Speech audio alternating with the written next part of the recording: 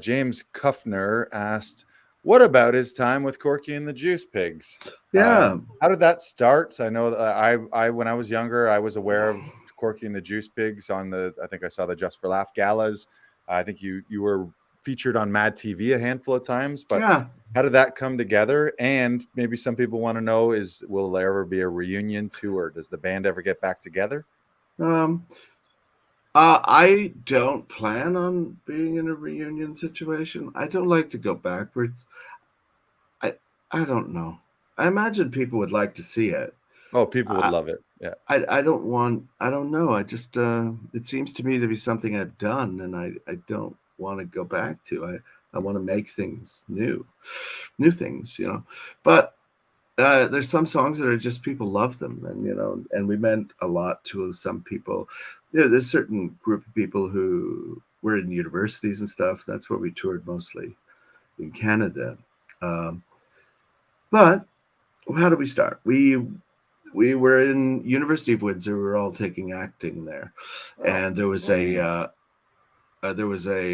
contest by Crystal Beer, Labatt's Crystal, that was trying. Oh, Schooner. It was Schooner. That's right. It was a weird beer, and they said we would like to.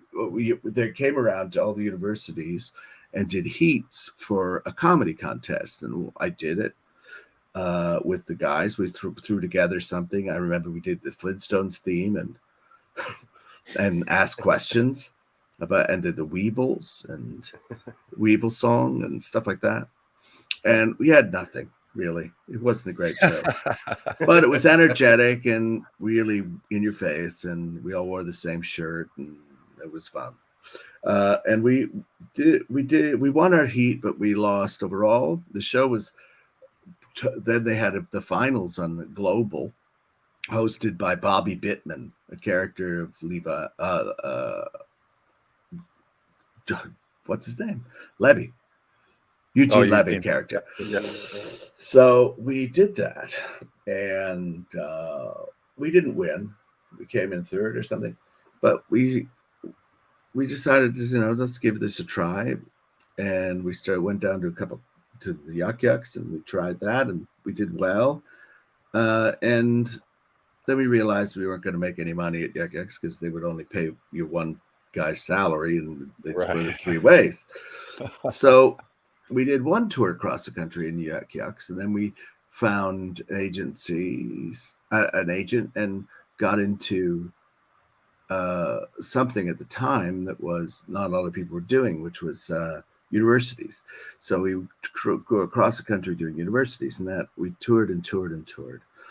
And then we started getting into festivals. We went to the Edinburgh Festival, the Fringe Festival, one of the first Canadian groups to go over there and do that.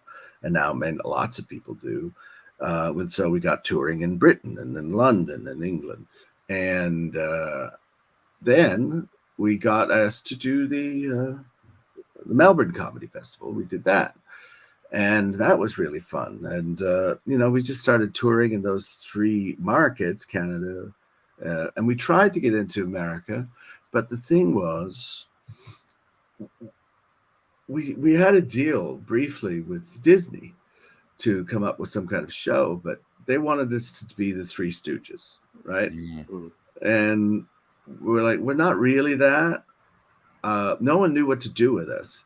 No one had any idea what to do with us. Like the trope at the time was stand up who has jokes about this topic, and we could turn that into a sitcom.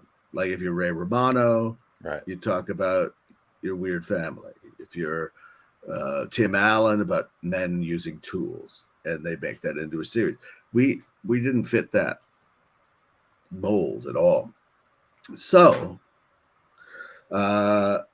we kind of hit a place, and then a friend of ours, Brian Hart, who was the executive producer of Mad TV, he called us and said, "Would you guys do Mad TV? Would you guys do songs on Mad TV?" And so we did about 6 episodes, maybe 8, and it was really reached a lot of people. Mad TV was great. It was kind of like Saturday Night Live is kind of restricted by being live, right? So they can't do pre-tapes and they can't do that sort of thing.